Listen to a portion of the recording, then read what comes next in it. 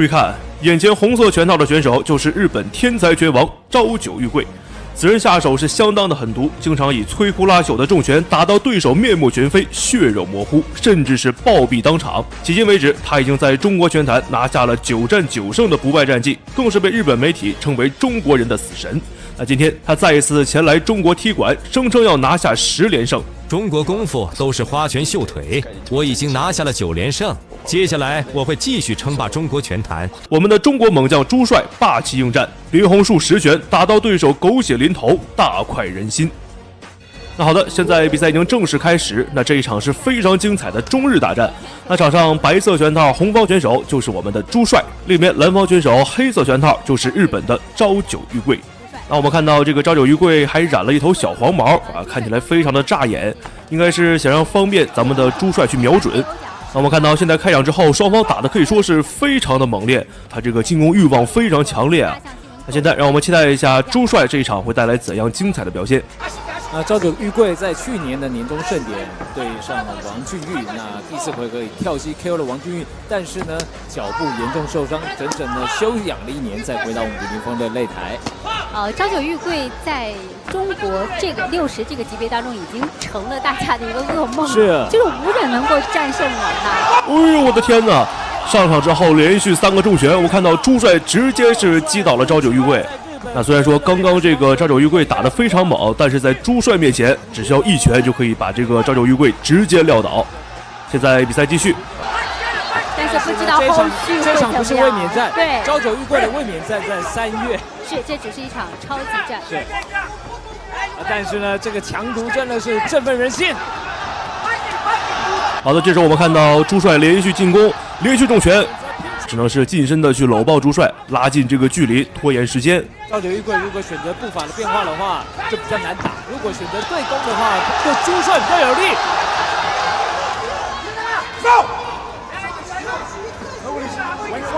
現在朝九玉桂的這個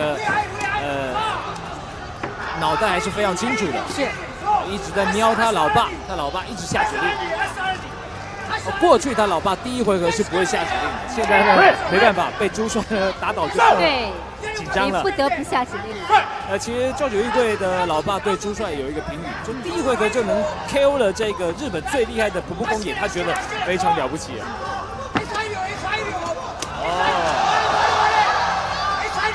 幾天？我們的朝九玉桂1年後的這朝九賭，這位就是朝九玉桂的父親。是，他號稱在街頭200場不敗，他是空手道的高手。對，空手道高手。其實他們本來是他們的道館是小小破破舊舊的，那朝九玉桂在武林風一戰成名之後啊，他們現在的這個道館變成1000平方米的這種很大的道館，然後學生好幾百個人，常常呢這個裡面塞不下，要到外面空地去練。好，驚濤駭浪之中，還有10秒。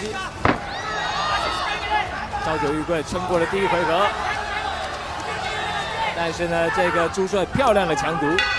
好，第1回合。好的，現在第1回合比賽已經結束。第1回合咱們朱帥是拿下了非常大的優勢啊，不僅僅是一次擊倒，而且還有連續重拳。那現在讓我們期待一下，在稍作休息過後，第2回合咱們的朱帥會帶來怎樣精彩的表現。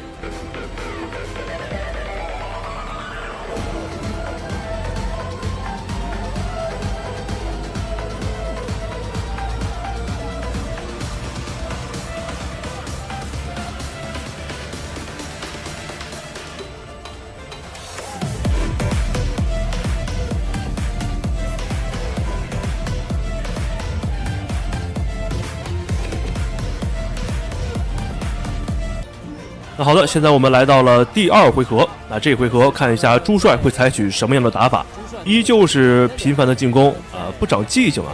因為這個日本的跆拳道主攻腿法，但是今天他遇到了咱們的河南腿王朱帥。那在朱帥面前，所有的腿法基本上都可以算得上是花拳繡腿了。好的，我看到朱帥又是一記重拳。對戰鬥藝術的一個較量，就從這個朱帥所帶的遼寧創新來講，我也有跟他的教練張浩聊過。之前的話，他們就是對陣外國的高手的時候，他們首先想做的是要防守，怎麼樣防？現在不是這樣，他們會針對這個對陣的對手做研究，然後做出這個比較詳細的一個作戰計劃。其實張浩啊，他對於朝九的分析也非常清楚。為什麼過去中方選手打不贏這個朝九玉桂，就是因為朝九玉桂節奏很快，會把中方選手帶亂。再來呢，朝九腳步快，這個中方要控制距離做連續擊打都很難。那另外呢，這個朝九的腿法的擊中效果比較好，所以會引起裁判的青睞。那以上呢，這幾點都已經被朱帥給破解了。對，因為他們團隊做了這個比較細緻的研究。是。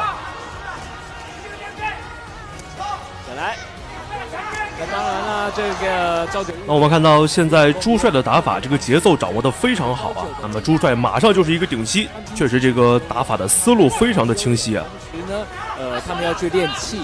除了在山上打坐之外呢，他們回家要在浴缸裡面潛水闭氣，然後還要做這個強烈的衝刺跑來練他無氧的能力。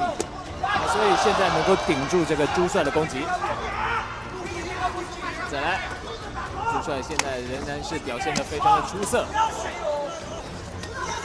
要注意啊，我們的朝九玉桂會左右換架，而且呢，他們最近他的弟弟朝九太陽剛剛用這個3日月簇 KO 了日本選手，所以他們這個家族也是會這個秘密的絕招了，點穴的絕招，用這個腳趾頭那一塊來點你。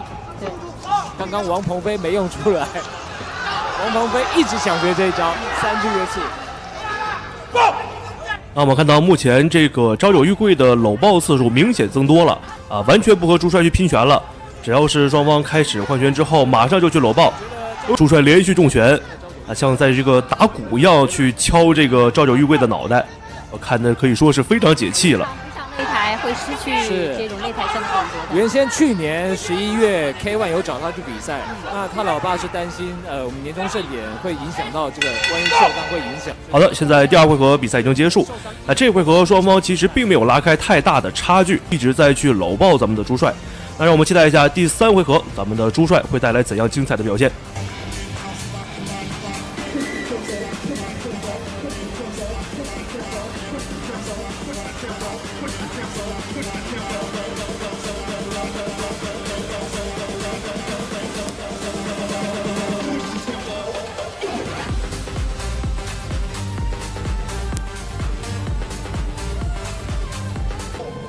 好的，现在我們來到了本場比賽的第3個回合，也就是本場比賽的最終局了。那這場比賽對於雙方選手來說，可以說是都是非常重要。他在每一回合的開場打得都非常的猛，連續去砸拳。哎呦，咱們朱帥被擊倒了，連續重拳之下，朱帥是倒了，但是並不是重擊啊，沒有什麼關係。現在比賽繼續。現在這個朝九玉桂大爆發了，朱帥小心，千萬守住這一回合。哦，又一個跳膝。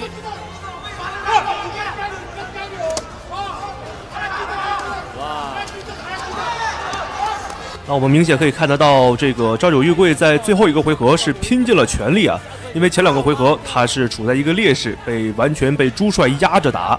看一下朱帥該去如何應對。是朝九搶到你的背後了，再來哦，接腿，好，又搶背了，你看。但是裁判還是會這個提示朱帥啊，不要把背給對手。對的。好，這就是有經驗的運動員的樣子，他會利用技巧啊，而且讓裁判讓裁判去提醒。哇！原地的跳膝。哇，果然這個超級的無氧訓練呢，對於朝九玉桂的第3回合有非常大的幫助。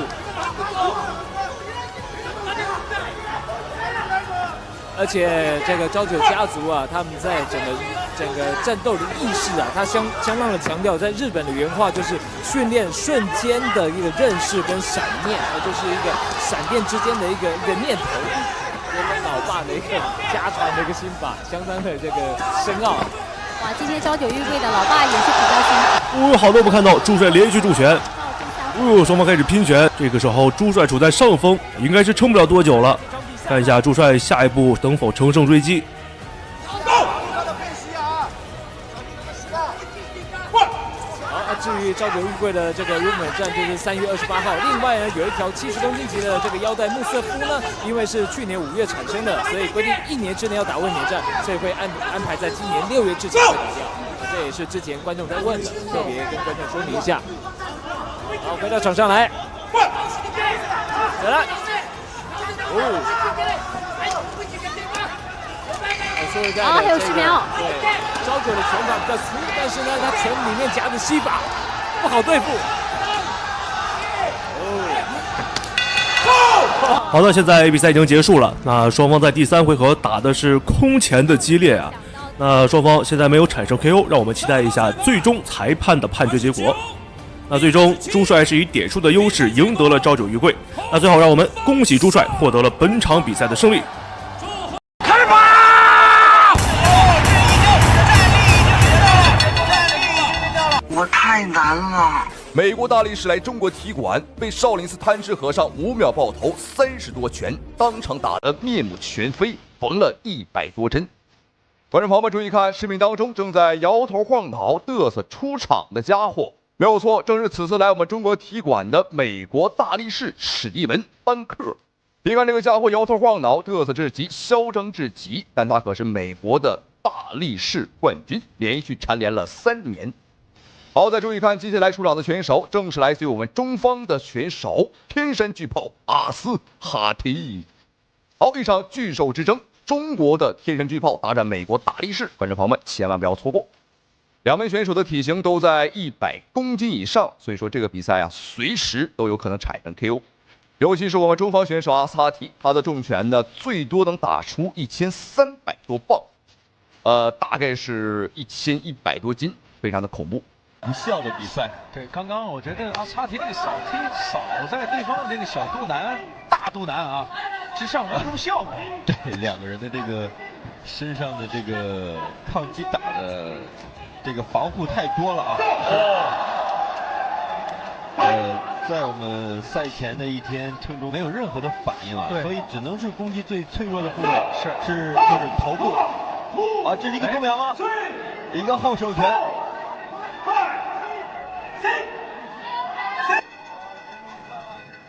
哇！沒有想到我們中國出戰的第1名選手竟然輸給了這個史蒂文·班克，所以看出哇，對方的這個重拳啊，的確是夠猛。因為對方是個大力士，所以說他的拳頭力道和殺傷力是很猛的。好，再來看一下第2場，我們中方派出的第2名選手來自於中國的鄒立濤。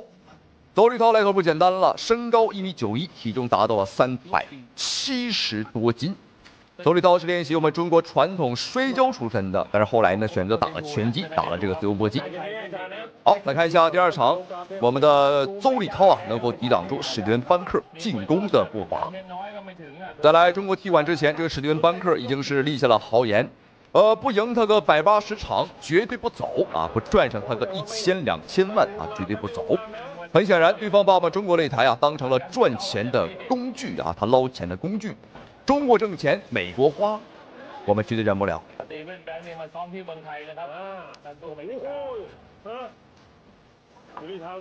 好，看鄒立濤腿法不錯。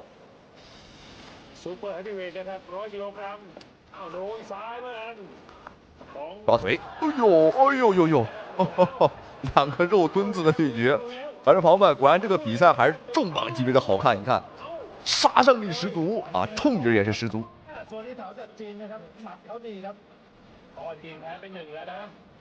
在上一場比賽，這個史蒂文·班克戰勝了阿斯哈提之後啊，對方現在是當眾向張志磊發起了叫板，但是咱磊哥呢比較忙，沒工夫搭理這麼一個死胖子。上一場比賽我覺得阿斯哈提輸給他呀，多少是有些輕敵了。沒有想到對方的拳會這麼重。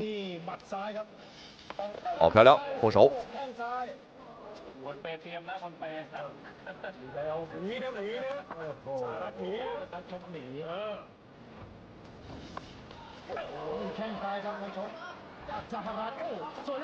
哦，不錯哦，連續的進攻。我們看史蒂文·班克已經有點擋不住了。哦呦，非常可惜，剛剛這一波呀，完全有機會讓這個油滑的史蒂文·班克給跑了。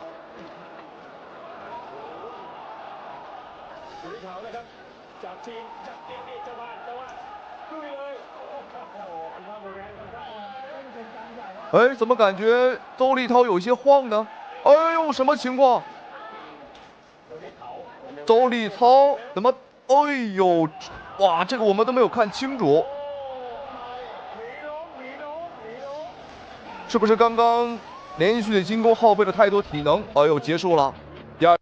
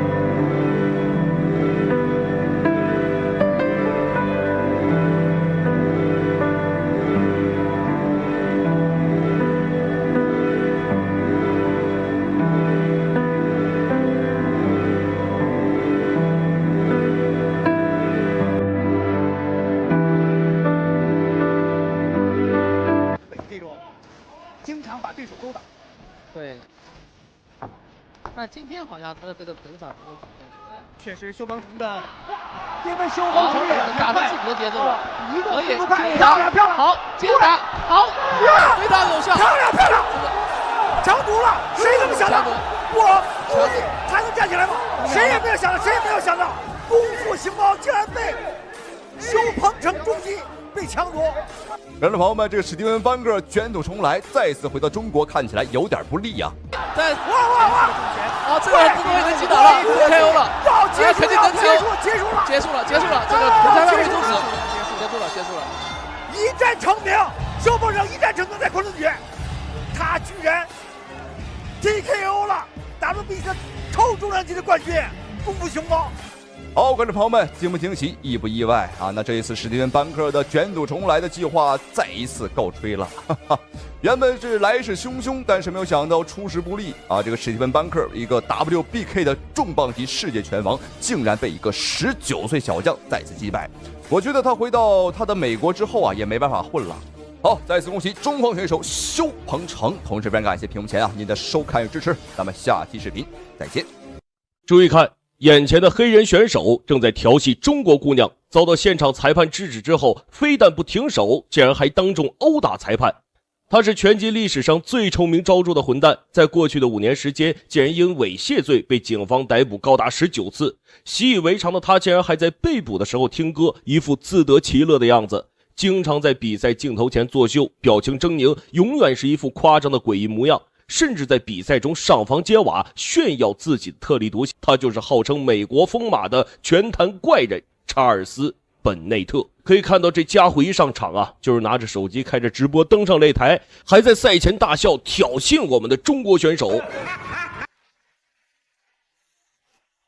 而我们的中国小伙巴拉金，来自内蒙古的中国轻量综合格斗运动员，表示一定要战胜这匹疯马，让他见识见识蒙古汉子的厉害。好的，亲爱的观眾朋友们，您现在收看的是一场十分精彩的中美对局，我们的中国小伙巴拉金大战美国疯马拳坛怪人查尔斯·本内特。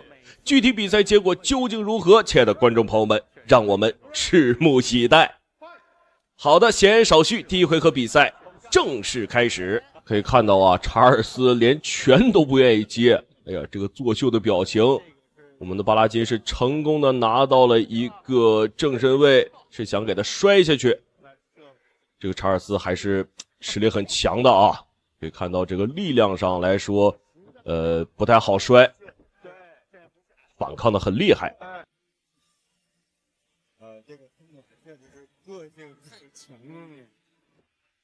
巴拉金想壓制他有些困難，查爾斯綽號瘋馬嘛，剛才你也看到了，在宣傳片中這個查爾斯各種奇怪的行為。他出身於這個美國的貧民窟，甚至有時候啊，大家都覺得他比賽的時候是不是嗑藥了，他吃藥的感覺，整個人瘋瘋癲癲的狀態。但是不可否認的是，作為美國的拳壇怪人，他實力確實很強。好的，可以看到這個查爾斯的體能好像是有一些下降，我們的巴拉金也是成功壓制住他。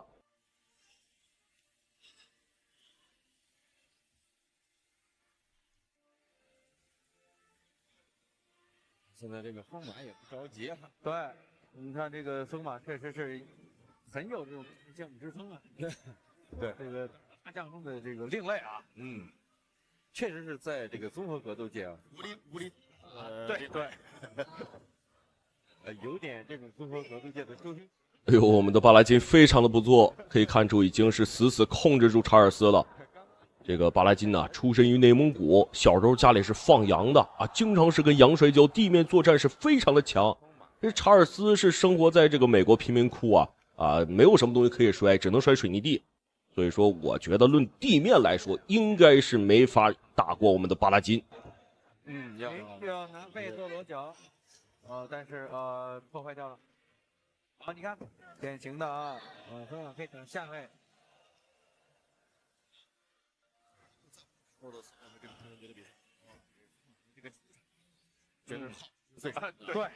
一個人站好幾分鐘。對，就大家就會想，這到底是什麼人要這麼長時間？所以就尤其觀眾看的比賽。對。每次都是戴着耳機，聽着音樂，搖頭晃腦，自拍的，對，還玩自拍。好的，可以看到我們的巴拉金雖然是拿到了正身位，但是佔據不到什麼優勢啊。這個查爾斯不說別的，防守做的還是非常不錯的。我們的巴拉金是沒有太多的進攻機會。好的，逼至欄邊，哎呦，不小心被查爾斯掙脫的可能性很大。就一樣，對，去拱，你在水狀裡打呀。思維壓制。現在來說，這個瘋馬還沒有做一些實際的進攻動作啊。我們的巴拉金也是竭盡自己的全力在壓制這個查爾斯。但是查爾斯啊，這個甭管別的，身體素質確實不錯，他好像比我們的巴拉金還高一點吧。可以看到這個肌肉也是，很壯碩的。可以給他安一個。瘋馬現在沒有像樣的拳呢，我覺得他一直在收着勁兒。對。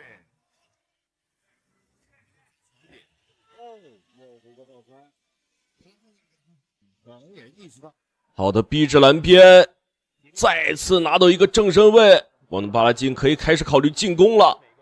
啊，是想做裸腳是嗎？不知道我們的巴拉金能不能讓他重現一回他的夢魘。不能把我怎麼着？對，所以看巴拉金啊，充分的把這個時機把握。對，沒有太多的急動作啊。你看地面轉移也很快啊。張老師所說的這個現象，我其實覺得70%、80%是有賴於風馬。對，是他在控制這個，整個的比賽節奏是他控制。對。好的，目前來看的話，節奏依舊是在查爾斯這一面，情況不容樂觀。虽然我們的巴拉金拿到優勢位，但是這個進攻啊，觀眾朋友們可以看到啊，沒有幾次有效進攻。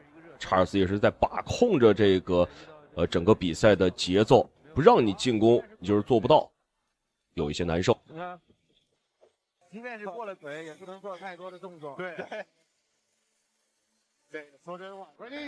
好的，親愛的觀眾朋友們，第一回合比賽正式結束，讓我們來看一下第二回合。我們的巴拉金火氣也很大啊，進攻欲望很強，上來接着想跟查爾斯打一個地面。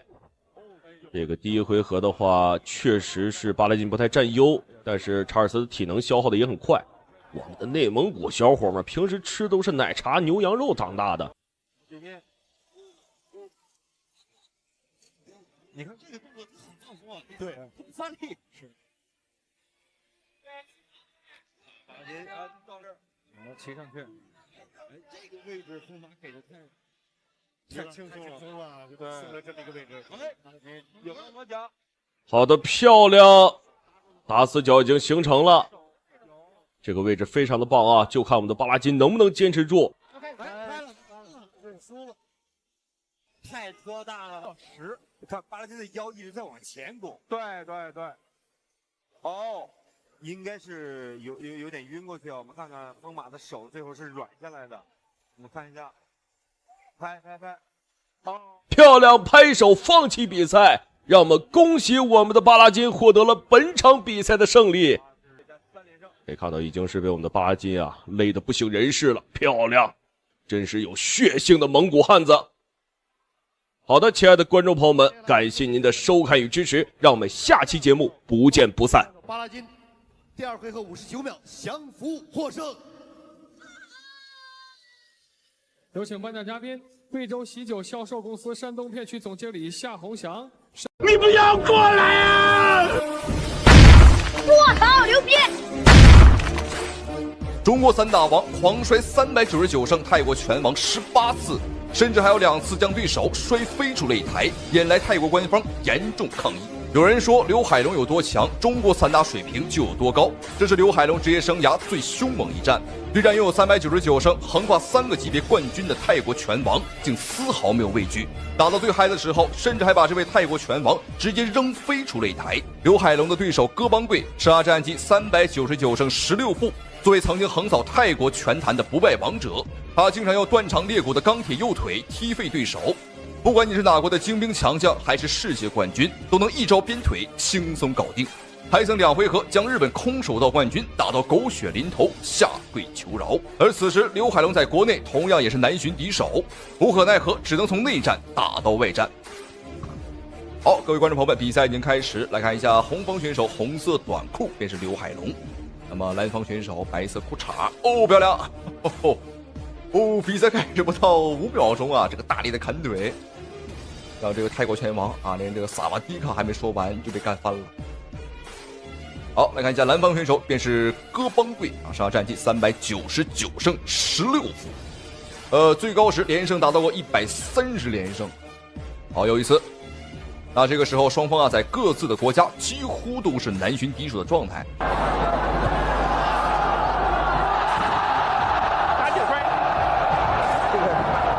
這個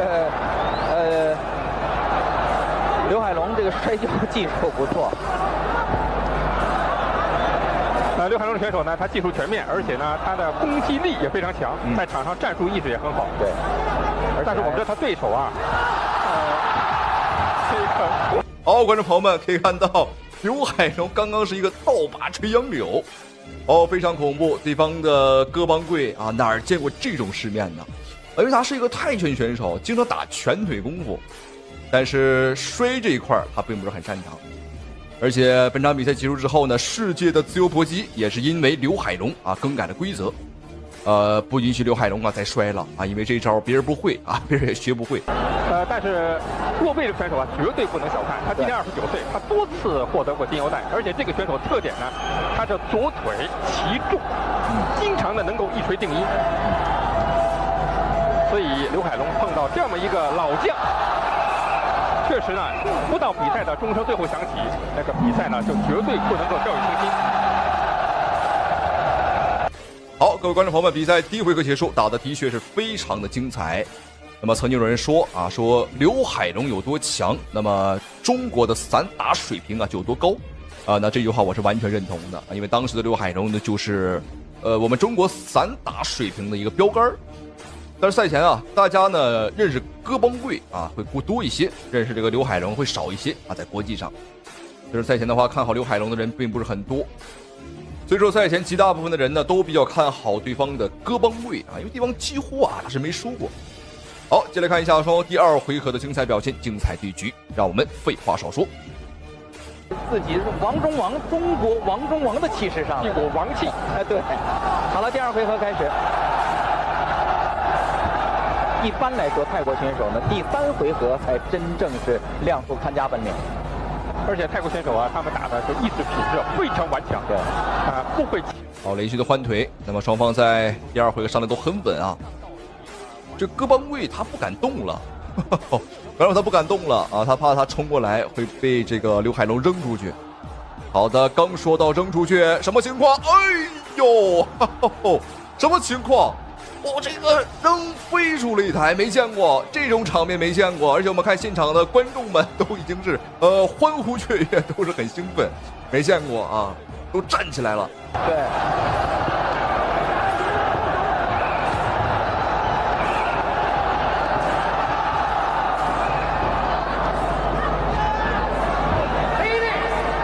膝蓋。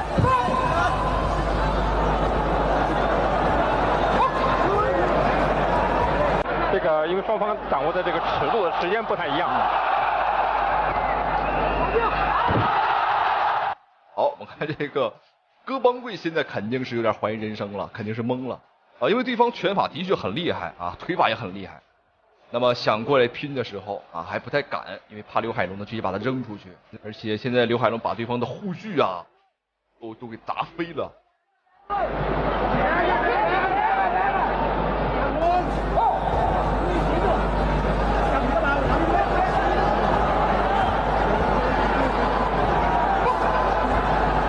好，比賽繼續進行。第二回合還有30秒鐘的時間。那麼之前有很多人說啊，說死神方面是劉海龍的傳人，我個人感覺他們的風格和體系啊就差很多。劉海龍的屬於這種比較勁爆啊，打外敵的時候非常猛。好，我們看這個戈邦貴，他還想來這一套，要摔我們。但是這個泰拳規則裡他沒教你怎麼摔啊，那你怎麼摔？好，最後的10秒鐘。哦呦，劈掛腿。好，前白後白，哦，最後的2秒鐘啊，還打出一波連擊，非常的漂亮。好，接來看一下雙方第3回合的精彩表現，精彩的對局。好漂亮，這個腿很快啊。我們看速度上來說呢，劉海龍體能肯定是沒問題。經常在用他的左腿一錘定音，這點劉海龍呢絕對不能夠輕敵。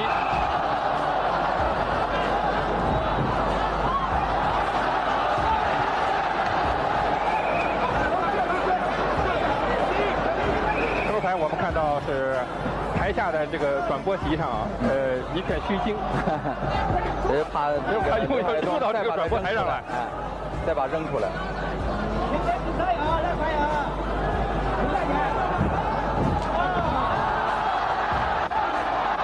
好，我們看觀眾朋友，這個劉海龍今天的戰術沒別的啊，就是摔，就是想把對方啊扔出擂台。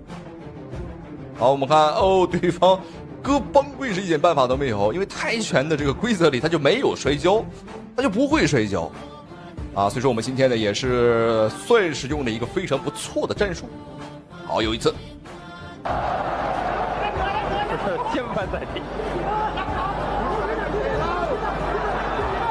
現在讓這個洛貝啊，他整個他有勁兒使不出來。但是我還是比較擔心，因為劉海龍向前撲的時候，剛才是用個轉身的一個邊錘。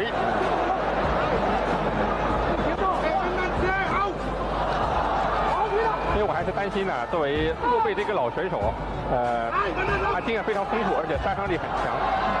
在近身的时候啊，我对他的肘和他的膝有可能还是会发挥威力的。刚刚刘海龙又是一个倒拔垂杨柳，我们看现场的中国观众已经沸腾了，但是现场裁判终止了比赛，因为这个戈邦贵啊，我个人感觉他应该受伤了啊，应该是受伤了，但是具体什麼傷不清楚。哎呦，這個是對方的臉上被摔出了一個口子，我的天哪！那麼這個屬於我們硬把對方的臉啊砸出了一個傷口，很恐怖啊，的確是很恐怖。好，讓我們一起來看一下雙方第4回合的精彩表現、精彩對局，觀眾朋友們千萬不要錯過，因為這場比賽第4回合非常的精彩。把這個兢兢業業的比賽打到底，不要大意。來起來，來，向前看前去，拿球就看看右給他，控手停了，好緊吧，注意點啊，不要近身，不要加進去，住，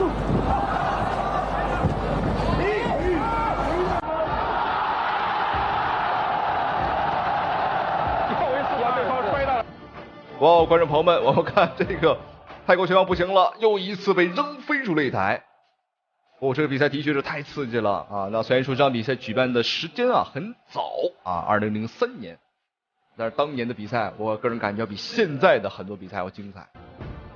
還向劉海龍在那裡招手，哎，說了不怕你，你再來。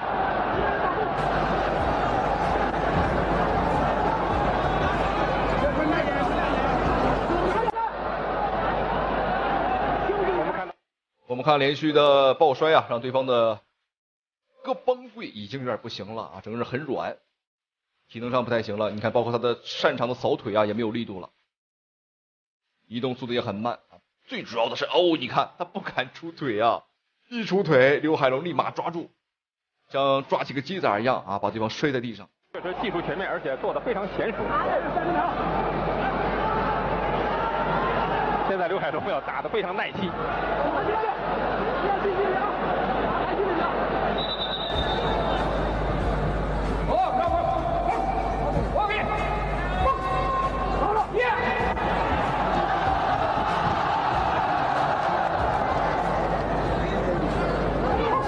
雙方體力都是有明顯的下降。對。好了，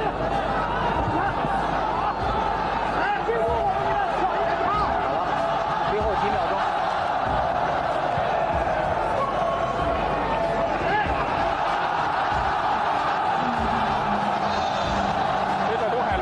好，觀眾朋友們，本場比賽最終的裁判是臨時終止了對局，因為不能打了啊！這個戈邦貴啊，已經沒有了體能，讓我們恭喜劉海龍。不愧是中國散打界的標杆，不愧是劉海龍。好，咱們下期視頻再見。